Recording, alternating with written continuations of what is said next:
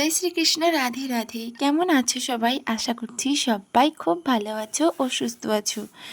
গতকাল গেছে বুদ্ধ পূর্ণিমা, আর সেই বুদ্ধ পূর্ণিমায় বাবার বাড়িতে ছিল সত্যনারায়ণের পুজো। আমার গোপাল পুজোও ছিল, তাই ঝটপট সকাল সকাল বাড়ির পুজো করে, গোপাল সোনার পুজো করে কি করলাম না, বাবার বাড়িতে চলে এলাম খাওয়া দাওয়ার পরে বিকেলে। যদিও অনেক আগে আসতে বলেছিল, কিন্তু কি করব বলো তো, এই যে প্রতিদিনের অভ্যাস যে খাওয়া দাওয়ার পরে একটুখানি ঘুমোতেই হয়, আর একটু ঘুমোতে গিয়ে একটু বেশি ঘুম হয়ে গেছে। কেননা যদিও মায়াপুরে গিয়েছিলাম, ওখানে গিয়ে এতটা ঘুম ভালো হয়নি তার জন্য।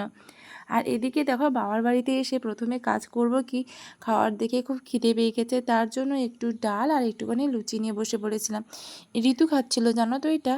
ঋতু কিন্তু পুরোটাই খেতে পারেনি, লাস্টে আমিই খেলাম। এতটা ভালো হয়েছিল ডালটা যে কি বলবো।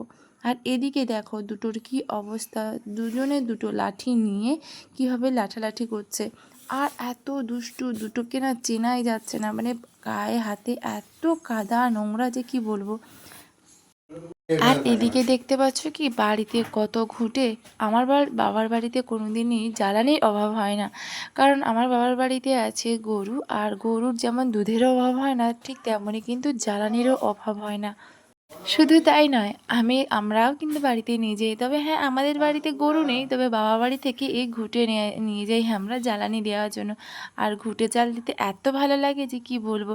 জানো তো, এইবারে মায়াপুরে গিয়ে দেখলাম যে ঘুঁটে, ওই যে যজ্ঞ হয় না, ওই যজ্ঞের মধ্যে কিন্তু ঘুঁটে দিয়ে জ্বালানো, মানে আগুন ধরানো হয়। তো খুব দেখে, এটা কিন্তু কোনোদিন আগে আমি দেখিনি, এই আমার প্রথম দেখা। আর এদিকে দেখো লুচি, এটা ওটা ভাজা হচ্ছিল। তো এদিকে একটু আমি পুচকুকে নিলাম, মানে অমৃতকে নিলাম। এই অমৃত হলো আমার মেজো আর বাড়িতে পুজো ছিল, তার জন্য খুব ব্যস্ত ছিল মেজো বৌদিরা, তার জন্য আমি একটুখানি অমৃতকে নিয়ে ঘুরছিলাম। এদিকে দেখো, সত্যনারায়ণের মেন প্রসাদ হলো শিরনি প্রসাদ। এদিকে শিরনি প্রসাদ সমস্ত কিছু রেডি হয়ে গেছে, এবারে প্যাকিং করে নিচ্ছে। কারণ সকাল থেকে যদিও কেউ খায়নি, ভীষণ দুর্বল হয়ে আছে, তার জন্য সবাইকে দিয়ে আসবে বাড়িতে বাড়িতে।